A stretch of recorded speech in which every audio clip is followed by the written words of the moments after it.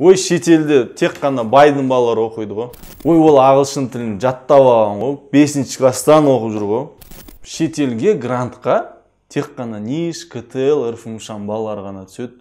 Басқалардың бәрін ешқандай мүмкіншілігі жоқ қой. Ой, оның ағасы бар, сол ағасы грантқа түсуге көмектескен етін. Шетелге түсу шын мәнінде өте қиын.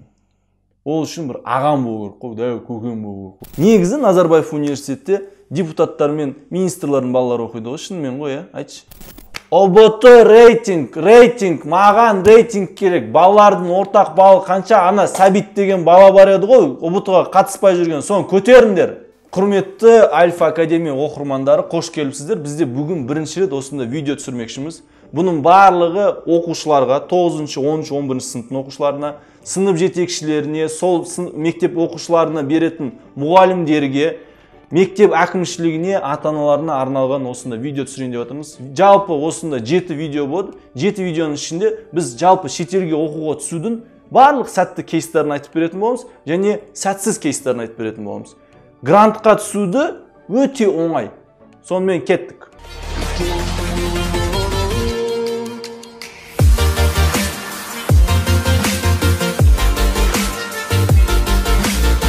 Қазір тілмен емес, біліммен жарысатын кез. Осындай заманда өзінің баланы қалай бәсекеге сай болуын үйретудің барлық жолдарын көрсететін боламыз, және ол балаларды грантқа, шетелге немесе Қазақстанға үздік университетке түсу бойынша айтып беретін боламыз. Егер сіздер бізге сенбейтін болсаңыздар, немесе осы уақытқа дейін біздің Альфа Академияның оқырманы болмаған болатын болсаңыздар, біздің астымыздағы посттардың бәрін қарап шықсаңыздар болады. Осы 3 жылдың ішінде 1000-нан астам баланы біз шетелге оқуға түсірдік, және олардың барлығы әртүрлі гранттық бағдарламалар бойынша оқиды. Енді осының ең басты себебі қандай?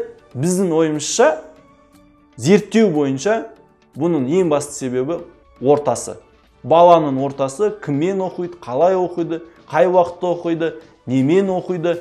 Және біз осының себебін айтқымыз келіп отыр. Мысалы, класс А-ны алайық, және класс Б-ны алайық. Әдетте класс А-да мықтылардың бәрі оқиды деп есептейді ғой. Бірақ осы екі класс әртүрлі мектептен.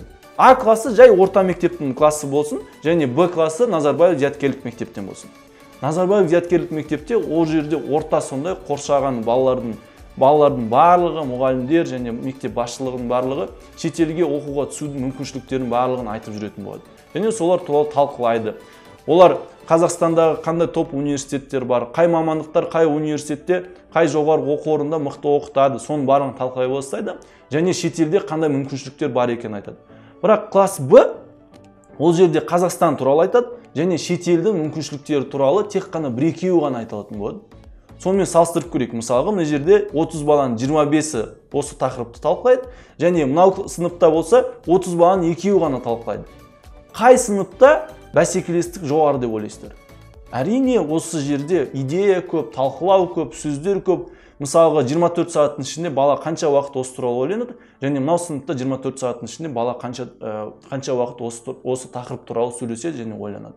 Бұл тек қана сыныптары туралы. Ал егер біз мұғалімдер туралы сөйлесетін болсақ, егер А сыныбында оқушылардың мұғалімі шетелде оқыған, немесе шетелде тәжірибе алған, немесе шетелде оқыған туралы көптеген тәжірибе алған болатын болса, немесе бұрынғы оқушылары шетелге түсіп, және олар келіп, сол мұғалімге өзінің тәжірибесі туралы айтып беретін болса, әрине, сол сыныпта балалардың мүмкіншілігі артады.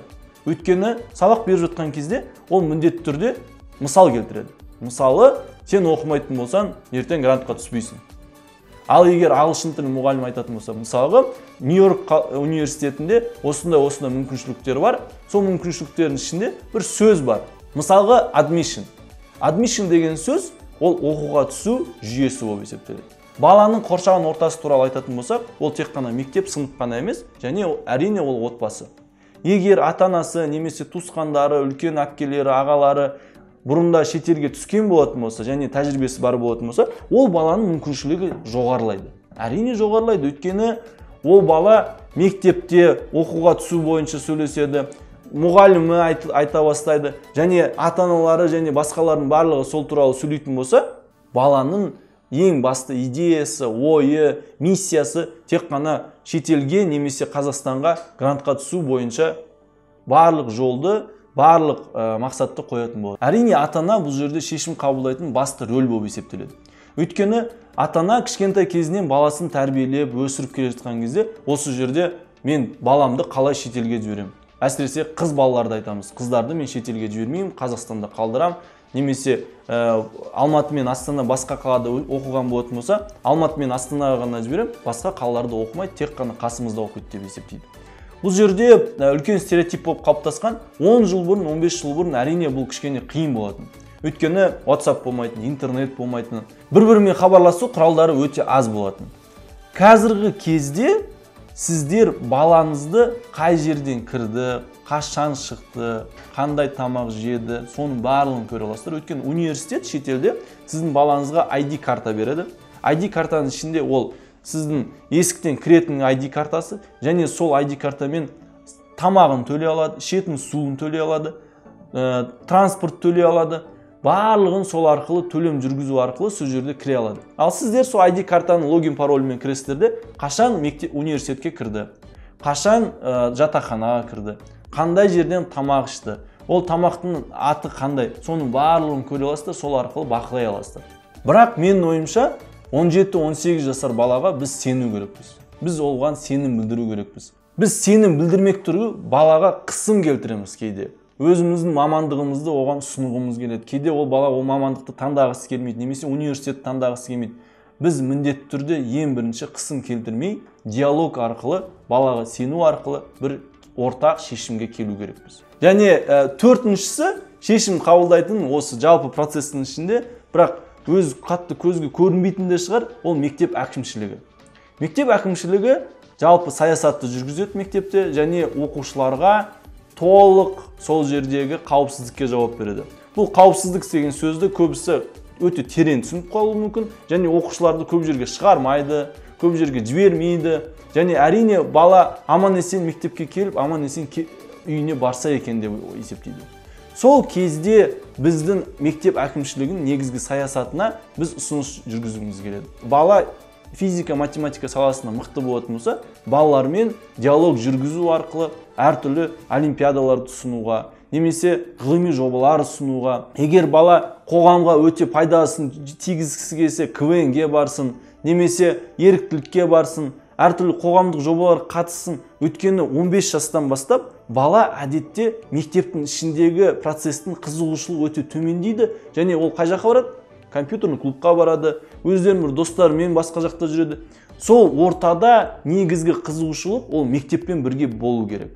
Сол кезде ғана бала өзінің сыныбында мықты сыныптастармен оқыса, олардың мұғалімдері өте тәжірибелі және қасында әртүрлі идеяларды беріп тұратын болса, ата-аналар қысым келтірмей еріктілік беріп сенім білдіретін болса, ал мектеп әкімшілігі сол саясатты дұрыс жүргізетін болса, сол кезде бала өте жоғары бәсекеге сай шетелге грантқа түсе алатын бала болады. Сонымен төртеуі де осы процеске я деп тұрса, университет жоқ демейді. Университет те я дейді. Шетелдегі университеттер біздің балаларды алғысы келеді. Сонда бала оқығысы келіп тұр, мұғалім білім беріп тұр, ата-аналар сеніп тұр, мектеп әкімшілігі дұрыс саясат жүргізіп жатыр, университет я деп тұр, ешкім қарсы емес. Осы қарсы емес процеске біз негізгі келесі күндері жалпы видео түсірген болатынбыз.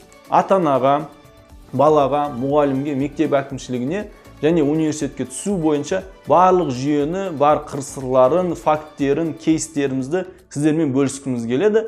Сонымен достар, оқырмандар, осы видео және келесі 6 видео оқушыға, мұғалімдерге, ата-аналарға және мектеп әкімшілігіне арнайы жасалған видеолар болып есептеледі. Біз өзіміздің лайфхактарымызбен, өзіміздің жасаған тәжірибемізбен, өзіміздің кейстарымызбен және өзіміздің жасаған қателіктерімізбен барлығымен сіздермен бөлісіп, жалпы оқуға түсудің негізгі нәтижелік жоспарларын бәрін айтып бергіміз келеді. Бірақ осының барлығы ең бірінші Қазақстандағы Назарбаев университет, басқа топ университеттер және шетелдегі топ университетке түсу бойынша, грантқа түсу бойынша біз барлық өз тәжірибемізді айтып бергіміз келеді. Егер сіздермен бірге әріптестеріңіз, сыныптастарыңыз бар болатын болса, астына белгілеп кетіңіздер және өз ойларыңызды айтып кетіңіздер.